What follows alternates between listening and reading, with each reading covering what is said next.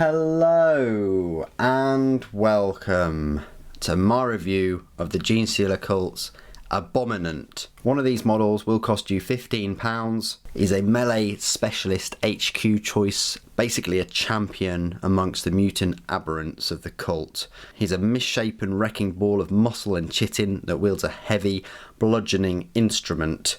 He also has a Mindworm Familiar, which is a diminutive biopsychic construct. He has a power Sledgehammer and Rending Claw, and the Mindworm Familiar also helps to protect it and other nearby friendly units from psychic attacks. The model itself, you could previously only get it in the Tooth and Claw box set, which I bought late on last year, quite a couple of months after it came out, and that's because it was out of stock for a while. When I did finally get round to it, I built this Abominant and the Acolyte, and that's it. I haven't built anything else. I haven't even built the other aberrants. I apologise. Games Workshop have been relentless with their releases, and there have been so many releases, I think you'll agree, that I've tried to cover, and I missed out on Adeptus Titanicus and all of those models too. But nonetheless, I will get round to it, and I'll definitely do it because I've got the new Genestealer Cult Codex, and I will be going through every single unit in that codex for 8th edition, giving you the full review as if you were buying them separately, starting with the new releases, of course. So this review has probably come out on the tail end of all the new releases, like the Ridge Runner and the Jackals and the Locusts and, you know, other units, but still relevant nonetheless.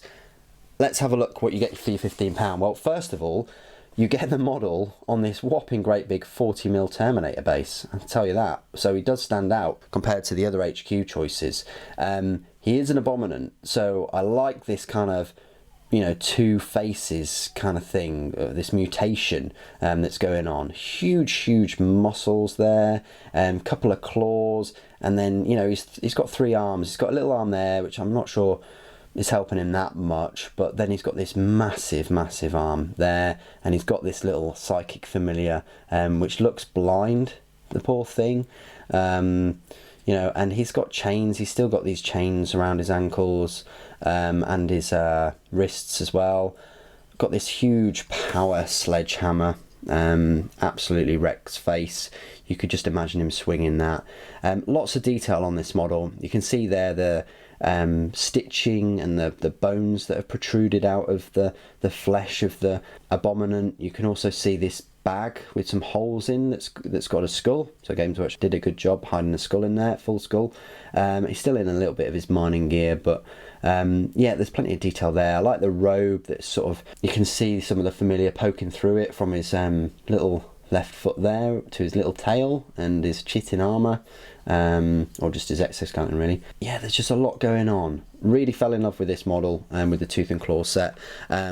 Much preferred everything that was going on with the Genestealer Cults in that set compared to the Primaris stuff, which we've seen before. It had a Redemptor Dreadnought in it and another lieutenant, dare I say the word.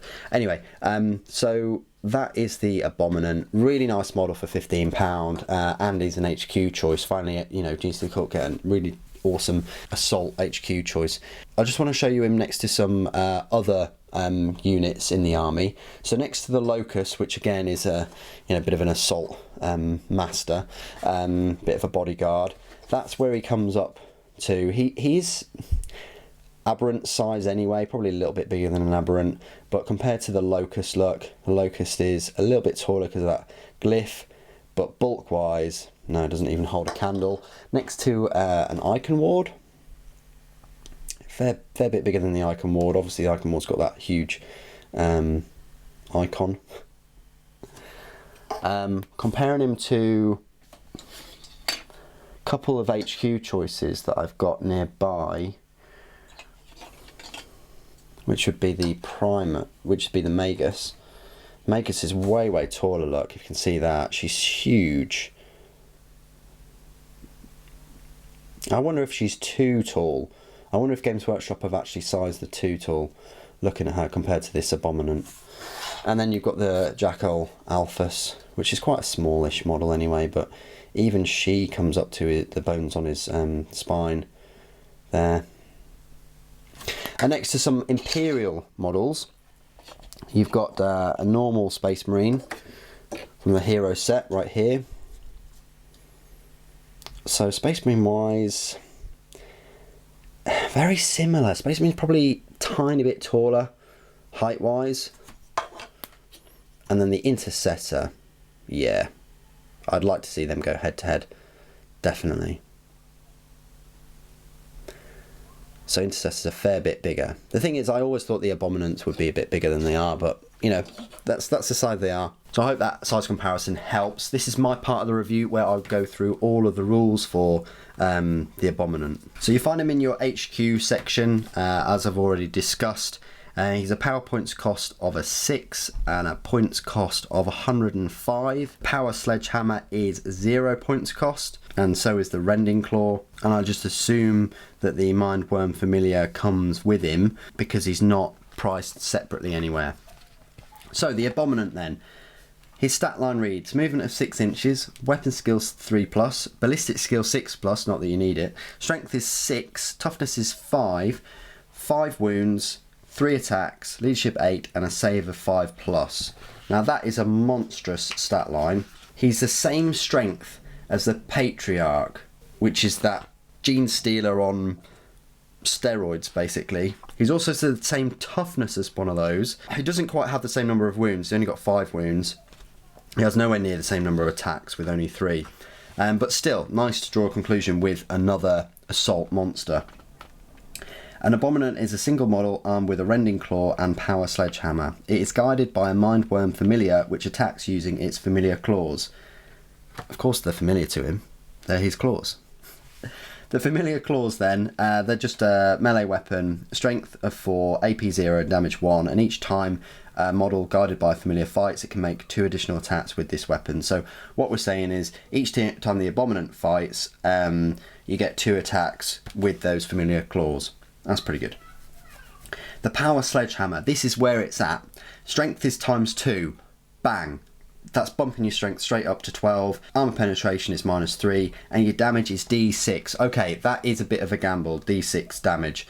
But you could get 6. You could get damage 6, strength 12, AP -3, which is horrific. When attacking with this weapon, you subtract 1 from the hit roll. Damage rolls of 1 or 2 made for this weapon count as 3 instead. That's another insult to injury. So yeah, you're gonna have to subtract 1 from the hit roll, and it does only have a weapon skill 3+, which, let's face it, is still the same as a couple of 100-year-old Space Marine that's had many years of close combat training. His still weapon skill is the same. So yeah, unfortunately the 3 attacks then become a bit poor, in that you're getting your 3 attacks, you're using that Power Sledgehammer, which means technically it's going to be, you know, you've got a 50-50 chance of him hitting you. But when he does, he has that potential of getting damage 3 or more. So it's nice that they've added that, because if they kept it with D6, it would go against you. It would go against you too much. He's also armed with a Rending Claw, which is the strength of the user, which will be 6 still. Not too shabby. AP -1 and a damage of 1. And each time you make a wound of a 6+ with the weapon, that hit is resolved with an AP characteristic of -4. That's a nice buff. AP -4 is whopping. So it's good that he's got that Rending Claw, and you can use that. Abilities: Cult Ambush, Unquestioning Loyalty, Bestial Vigor. When inflicting damage on this model, reduce the damage characteristics of the attack by 1 to a minimum of 1. In addition, roll a d6 each time this model loses a wound, and on a 5+, that wound is not lost. Excellent. So you've got a disgustingly resilient kind of thing going on, and you're reducing the damage. That's horrific to try and take down this thing, considering his toughness is 5, but then again his save is only a poor 5+. However, he is also helped with Regenerative Flesh. At the start of each of your turns, this model regains D3 lost wounds. Okay, that really does help, especially if he's on like 2 wounds left and you roll a 5, then you've got your 3 more wounds on him. Then he's back up to full health. That's awesome. The Chosen One. Each unmodified hit roll of 6 for attacks made in the fight phase by friendly cult aberrant units within 6 inches of this model scores 2 hits instead of 1. That is brilliant. You're getting hit rolls of 6s. You're getting 2 hits instead. That's one of the reasons why taking a purely aberrant force is very, very good, especially if you want to hit an army that isn't good in close combat at all. And finally, the Mindworm Familiar has its own little ability. Subtract 1 from psychic tests taken for psykers that are within 12 inches of any enemy abominants. Tyrannid psykers are not affected. So that's a nice little buff. Within 12 inches, you got to subtract 1 from the tests. His keywords: Tyrannids, Genestealer Cults, Infantry, Character, Aberrant, and Abominant. So there you go. That is all of the rules for the Abominant. I will be going through the Aberrants as soon as I've built them all. They're lovely, lovely models. I think you get 6 of them in the pack anyway. And I'll be going through all of the rules. They also have the Bestial Vigor, which is kind of like the disgustingly resilient and the -1 damage. But normally you've got 5 Aberrants, and one of them is a Aberrant Hypermorph. All that means is the Hypermorph just gets 1 more attack. That's all it means. And they have different weaponry. They get a street sign from what I've seen. Anyway, we'll go through them at another time in another review video. Hopefully I'll try to get all these Genestealer Cult videos out as quickly as possible. I want to cover the whole range and then show you my whole Genestealer Cults force. I haven't really duplicated the models as such, but I do want to go through all of the range in these videos, my full collection, and then a review of the codex right at the very end. Anyway, what do you guys think of the model? Are you pleased that it's finally out for single release?